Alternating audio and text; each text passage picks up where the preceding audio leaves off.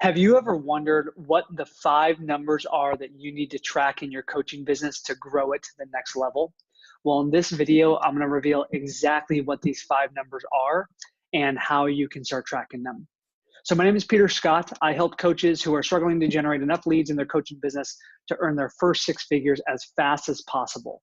And today I'm going to share with you the 5 numbers that myself and all of our clients in the Fearless Coach Academy program, in the 6-Figure Coach Launchpad program track to take their business to the next level. Now, why is this important? Well, simply because if you don't track your numbers, then how are you going to know? How are you going to be held accountable to growing your coaching business? It's merely impossible. You would never set a goal to lose weight without tracking your exercise routines or your gym workouts, your nutrition plans. There's a reason why things like MyFitnessPal and other food tracking apps are so popular, because what gets tracked improves. What gets tracked, measured, and reported back improves exponentially. This is a law of the universe called Pearson's law. Write that down. What gets tracked improves. What gets tracked, measured, and reported back improves exponentially. Again, I'm not a fan of budgets, but I understand the importance of them. This is why some people have what I prefer to call a conscious spending plan. Instead of not knowing where their money is going, to have an idea of what categories in their life those expenses are going into. So that's why this is so important. If you do know what these 5 numbers are and you actually track it, then you're going to know at what rate your coaching business is growing. So it's super imperative that you do this, and I'm going to reveal what numbers you should be tracking right now. So let me go ahead and share my screen so you can see this. These are also known as the key performance indicators, the KPIs. Yes, my background is an investment banker, so I used to work, doing mergers and acquisitions, and I can be a little bit geeky about numbers, but I'm going to make this as simple as possible, especially if you don't have a finance background. So let's just dive right in. Let's start with number 1, okay? The first number that you absolutely must track are leads. Now, what is a lead?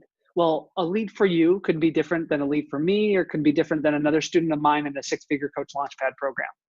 But for me, what I consider a lead is really any new email subscriber. So I would imagine if you're growing your coaching business, you know the importance of having some sort of funnel, something that generates leads on a consistent basis for you, an automated marketing system. So every single day, I know how many leads are opting into either my webinar or my lead magnet or my application funnel. All these different funnels that we have, I track and measure those leads on a daily basis. Some people consider leads something different. Maybe somebody who is scheduling a call with you can be considered a lead.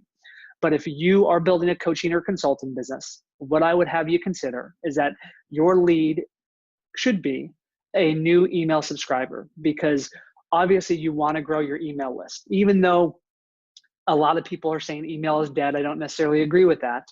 My belief is that email still is the owned asset that you have of your coaching business. In other words, if you're doing all your content on Facebook or on Instagram, that's great, but you don't own that, right? You don't have access to all those people on there. When you have an email list, you own the contact information. So leads is number 1. You want to make sure that you are absolutely tracking that. The second number are enrollment conversations. So this is the lifeblood of your coaching business. There's nothing more important in your coaching business to track than this. My students, I encourage them to shoot for having 1 enrollment conversation a day. So if you're working 5 days a week, then that's 5 enrollment conversations or strategy sessions or discovery calls or whatever you want to call them.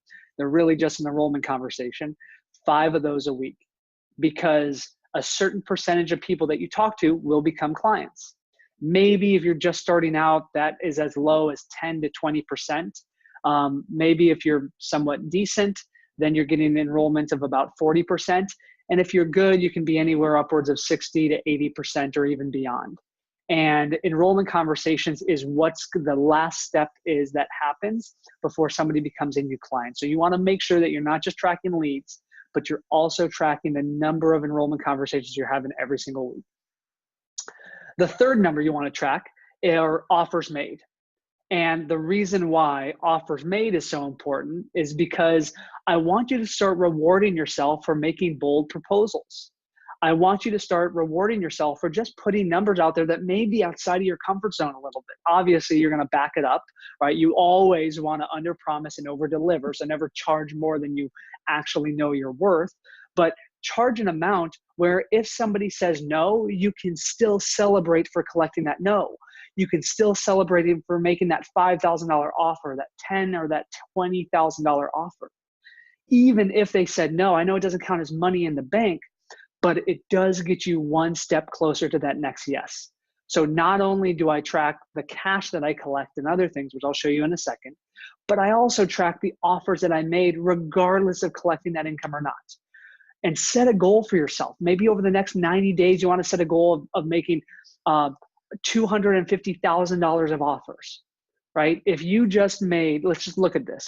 If your goal was to make $300,000 of offers over the next 90 days, and you only closed 10% of those offers, that's it. 10% of 300,000 is what?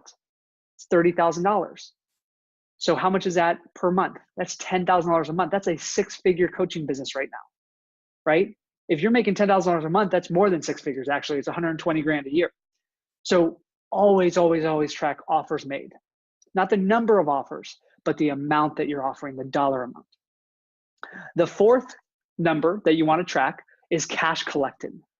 Now, we are in a day and age today where a lot of numbers are being shared online. And I just want I want to be kind of that breath of fresh air for you. I want to be the truth amongst the noise, because a lot of the numbers that you're seeing from people's launches, whether it's a product launch or a joint venture or announcing a new program that you're doing, a lot of those numbers are inflated numbers. They're not the actual cash collected in the bank. I'll give you an example.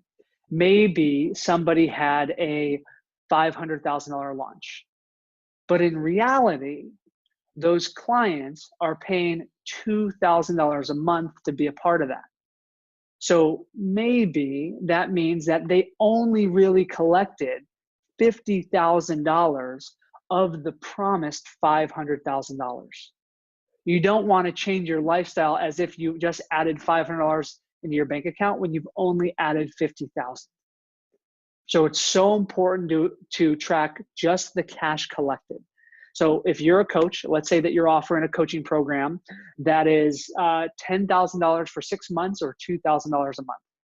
Okay. If they sign up for that and they sign up for the payment plan, which is $2,000 a month, don't act as if you just earned $10,000 because you didn't. You only earned $2,000.